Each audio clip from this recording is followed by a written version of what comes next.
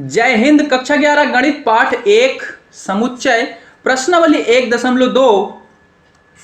इस प्रश्नावली के अंदर आपको पढ़ना है समुच्चय के प्रकार, और वो है आपके रिक्त समुच्चय, परिमित, अपरिमित और समान समुच्चय। और ये चारों पढ़ने के बाद आपकी प्रश्नावली 1.2 आप अच्छे से कर पाओगे। तो चलो देखते हैं क्या क्या है। तो अब हम समझते हैं रिक्त समुच्चय। तो रिक्त समुच्चय क्या होता है? जिसमें एक भी अवयव ना हो। इसका क्या मतलब? इसका मतलब वो है जो सदस्य बताया था, सदस्य होते हैं समुच्चय के अंदर लिखे जाते हैं, तो इसमें एक भी सदस्य, एक भी अवयव नहीं होंगे। इसका उदाहरण जैसे बोला जाए कि आपकी कक्षा, आपके विद्यालय के वो विद्यार्थी जो कक्षा 11 और 12 दोनों में पढ़ते हैं, तो ऐसा कोई विद्यार्थी होगा जो कक्षा 11 में भी पढ़े 12 में भी पढ़े? होगा क्या? नहीं होगा। पर ये समुच्चय है, ठीक है। अगर मैं किसी को पूछूंगा ये प्रश्न, तो वो बता देगा कि हाँ सर जी, इसमें एक भी विद्यार्थी नहीं है। और मैं किसी से पूछूंगा, सबका यही जवाब आएगा कि ऐसा कोई विद्यार्थी नहीं होगा जो दोनों क्लास में एक साथ ही पढ़े। तो यानी कि ये समुच्चय है। सबको मेरी बात समझ में आ रही है, अच्छी तरीके से परिभाषित है। पर ये क्या है? इसके अंदर अवयव क्या है? एक भी बच्चे नहीं होंगे।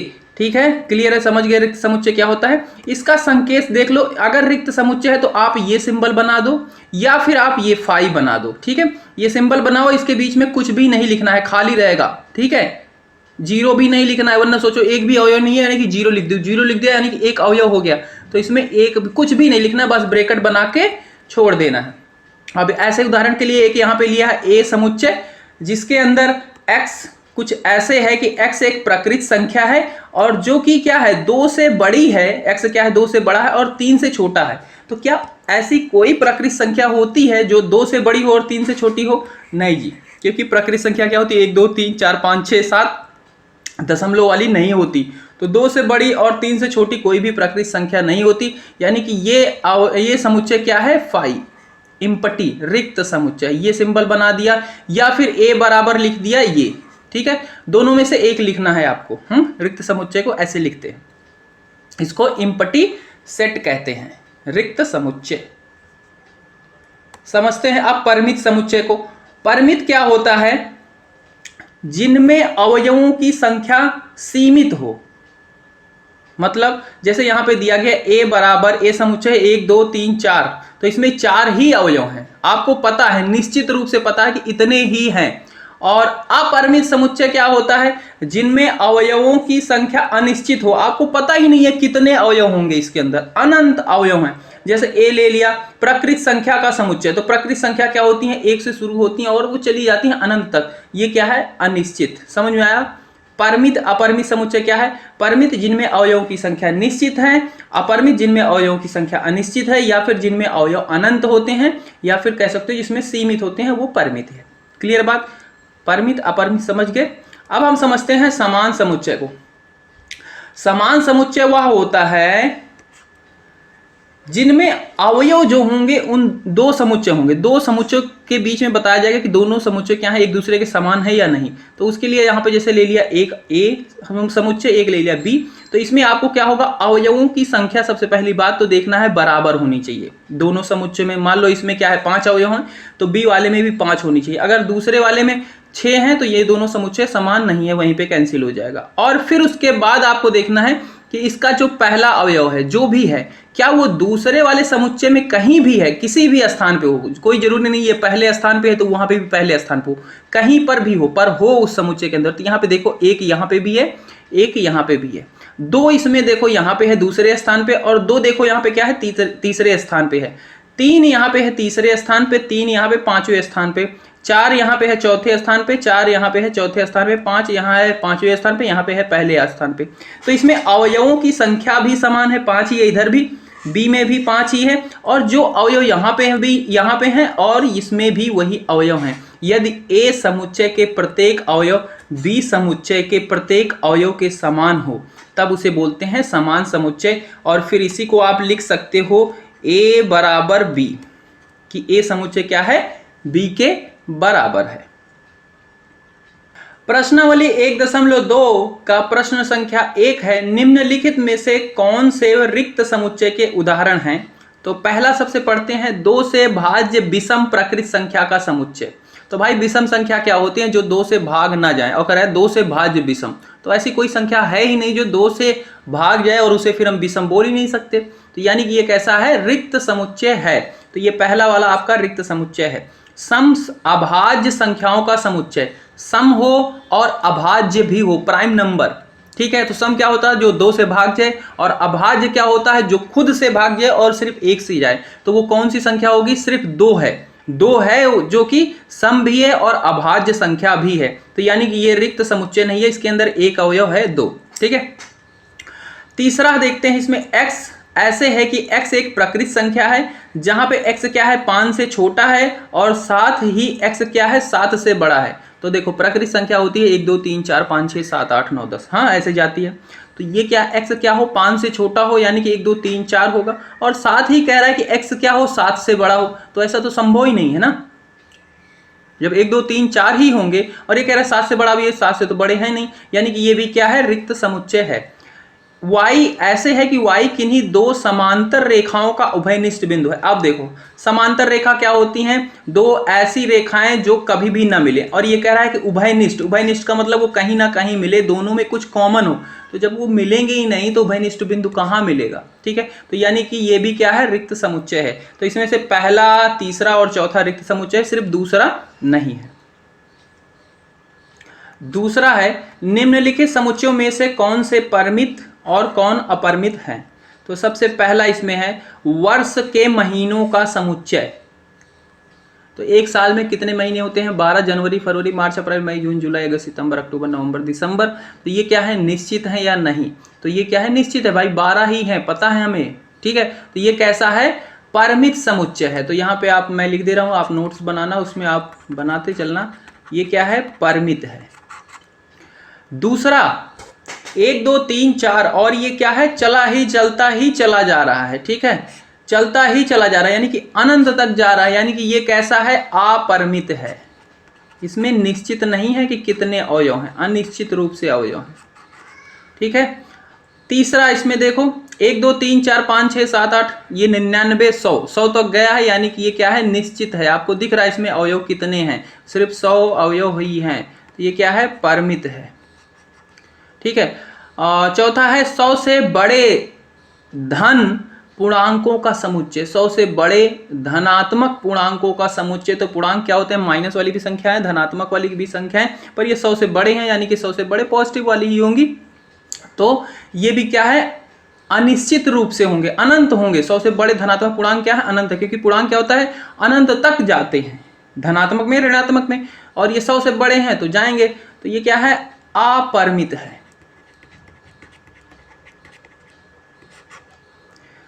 99 से छोटे अभाज्य पूर्णांकों का समुच्चय। 99 से छोटे हैं, यानी कि इसी के बीच में होंगे, अभाज्य हैं, अभाज्य कुछ संख्याएं होंगी 99 से छोटी, यानी कि निश्चित ही हैं, 99 से कम ही होंगे। तो ये क्या है? परिमित है। समझ गए बात को। तीसरा प्रश्न है, निम्नलिखित समुच्चयों में से प्रत्येक के लिए बताइए कि कौन परिमित और कौन अपरिमित है। तीसरा भी वैसा ही है, परिमित अपरिमित ही बताना है। तो इसमें देखो x अक्ष के समांतर रेखाओं का समुच्चय, x अक्ष के समांतर रेखाएं। तो x अक्ष क्या होता है? देखो पहले भाई, ये होता है x अक्ष, ये होता है y अक्ष, ठीक है, इसे कहते हैं x अक्ष, इसे y अक्ष। इसके समानांतर रेखाओं का समुच्चय। तो कितनी समांतर रेखाएं बनाई जा सकती हैं x अक्ष के? तो अनंत बनाई जा सकती है। आप इधर भी बनाते चले जाओ, इधर भी बनाते चले जाओ, बहुत ही, यानी कि ये क्या है? अनंत बनेंगे, यानी कि ये क्या है? अपरिमित है। इसमें कितनी रेखाएं बनेंगी? अनंत बनेंगी, यानी कि अनिश्चित रूप से बनेंगी। अंग्रेजी वर्णमाला के अक्षरों का समुच्चय, तो ये भी निश्चित है, ठीक है। तो यानी कि ये भी क्या है? परिमित है। उन संख्याओं का समुच्चय जो 5 से गुणज हैं, जो क्या हो? 5 से गुणज हो, यानी कि गुणा कर दिया जाए, उन संख्याओं का समुच्चय बताना। तो ये क्या है? अनंत है, किसी भी संख्या को आप 5 से गुणा कर सकते हो।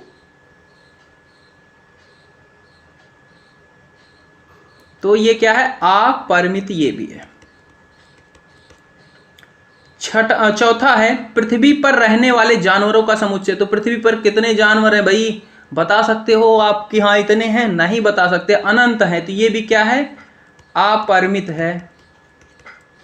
बिंदु, मूल बिंदु 0 0 से होकर जाने वाली वृत्तों का समुच्चय। मूल बिंदु, पहली बात तो देखो क्या होता है, ये होता है एक्स अक्ष, ये होता है वाई अक्ष, और ये जो बिंदु होता है इसको बोलते हैं मूल बिंदु। तो मूल बिंदु से यानी कि इस बिंदु से 0 0 इसी को बोलते हैं, ठीक है, से होकर जाने वाली वृत्तों का समुच्चय। तो भाई यहां से आप जाने वाले कितने भी गोले बना सकते हो, है कि नहीं? अनंत रूप से बना सकते हो, अनिश्चित है ये भी। तो ये क्या है? अपरिमित है, ठीक है, अपरिमित है ये भी। चौथा है, निम्नलिखित में बतलाइए कि a बराबर b है अथवा नहीं, यानी कि वही समान समुच्चय वाला प्रश्न है कि a बराबर b है या नहीं, ठीक है। तो देखो पहले ये दिया गया है, फर्स्ट दिया गया यहाँ पे a बराबर दिया गया, a समुच्चय दिया गया है a b c d, ठीक है।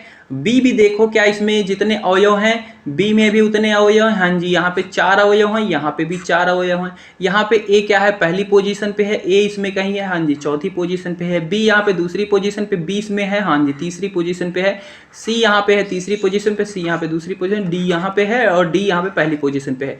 यानी कि इनके अवयवों की संख्या भी बराबर है और जो अवयव इसमें है वो अवयव इसमें भी है, यानी कि a बराबर b है। तो पहला क्या है? a बराबर b है, ठीक है। तो यहां पे आप लिखोगे कि ये क्या है? हाँ है ये। दूसरा इसका देखो, a बराबर 4 8 12 16, b में देखो 4 है 8 है 12 नहीं है 16 है, यहाँ पे 18 है, यानी कि अवयवों की संख्या तो बराबर है पर जो अवयव इसमें है वो अवयव इसमें नहीं है। यहाँ पे 12 है, इसमें 12 है ही नहीं, यानी कि ये a बराबर b नहीं है। तो ये क्या है? नहीं है। तीसरा देखो, a बराबर 2 4 6 8 10 और b बराबर यहाँ पे दिया गया x ऐसे है कि x सम धनात्मक पूर्णांक है और 10 से छोटा है। तो सम है और धनात्मक है, सम संख्या यानी कि 2 होगी 4 होगी 6 होगी 8 होगी और 10 होगी। तो ये क्या है? 10 के बराबर और 10 से छोटी, तो यानी कि 10 भी आएगी। तो इनमें ये भी दोनों क्या है? बराबर हैं। तो इसे भी लिखोगे हाँ। चौथा है, a बराबर x ऐसे कि x संख्या 10 का एक गुणज है, यानी कि x जो है, जो अवयव है वो क्या होंगे? 10 से भाग दो तो चले जाएंगे। तो b बराबर यहाँ पे दिया गया है 10 15 20, तो ये इसमें जो दिए गए हैं अवयव ये तो 10 से भाग देने पे नहीं जाएंगे सारे, 10 चला जाएगा 20 चला जाएगा 15 ये नहीं जाएगा, यानी कि ये दोनों बराबर नहीं है। तो ये भी क्या है? नहीं।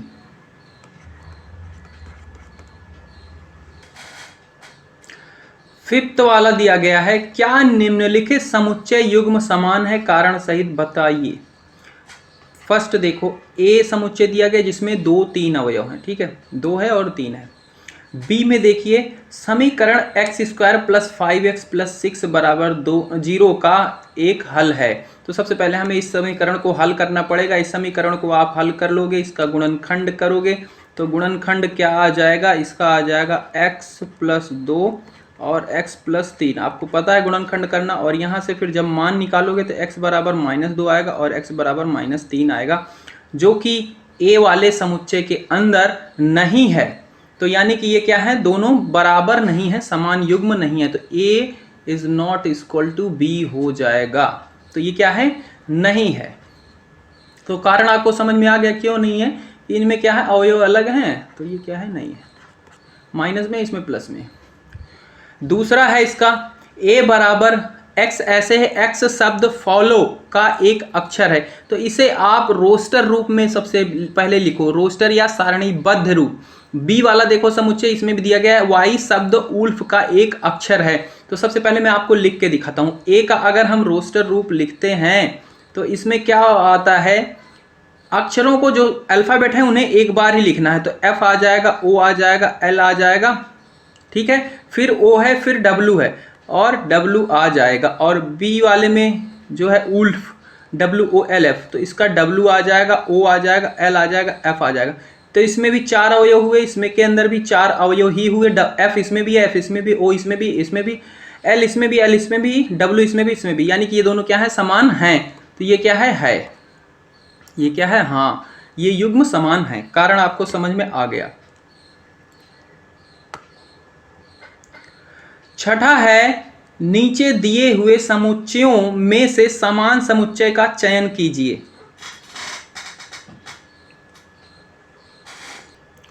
तो यहां पे सबसे पहला है ए बराबर दिया गया है 2, 4, 8, 12। तो अब देखो ये चीज क्या कहीं और है। सबसे पहली बात तो इसके बराबर देखो, इसमें 4 अवयव हैं, किसी और में 4 अवयव हैं, हाँ जी इसमें भी है पर इसमें 2 है, 4 है, 8 नहीं है। सी देखो इसमें भी क्या है, 4 अवयव ही हैं पर इसमें 8 है, इसमें 2 नहीं है। डी क्या है, 1 है, 3 है, इसमें भी नहीं है। इसमें 2 अवयव, इसमें 2 अवयव, इसमें भी नहीं है। तो ए तो किसी के समान नहीं है। बी में देखो 1, 2, 3 है, तो 1, 2, 3 और कहीं है क्या, इसमें 4 अवयव नहीं है। डी 1, 2, 3, 4, हाँ तो बी क्या है, डी के समान है। एक आपका ये युग्म है तो बी क्या है, डी के समान है। और सी देखो 4, 8, 12, 4, 8, 12 ये रहा, 12, 14 नहीं, ए के बराबर नहीं है, ये डी के बराबर तो नहीं ही है, ठीक है, नहीं है इधर भी, ठीक है। और उसके बाद ई अगर आप देखते हो तो ई क्या है, -1 और 1 है। और जी में भी आपको दिख रहा है 1 है और -1 है, यानी कि 2 अवयव इसमें भी है, 2 अवयव, जो अवयव इसके अंदर है वो अवयव इसके अंदर भी है। तो यहाँ पे आपके जो युग्म बनेंगे, एक तो बनेगा आपका बी बराबर डी और एक बनेगा ई बराबर जी। बस यही 2 युग्म हैं इसमें जो समान है। तो बस यही है, इतनी सी एक्सरसाइज हो गई आपकी। मिलते हैं अगली वीडियो में, तब तक के लिए जय हिंद जय भारत। और कोई भी प्रॉब्लम हो तो आप डिस्क्रिप्शन एक बार जाइए, वहाँ पे देखिए, वहाँ पे टेलीग्राम ग्रुप का लिंक दिया गया, वहाँ ज्वाइन हो जाइए। आपकी कोई प्रॉब्लम है वहाँ पे आप पूछ सकते हैं। Bye bye.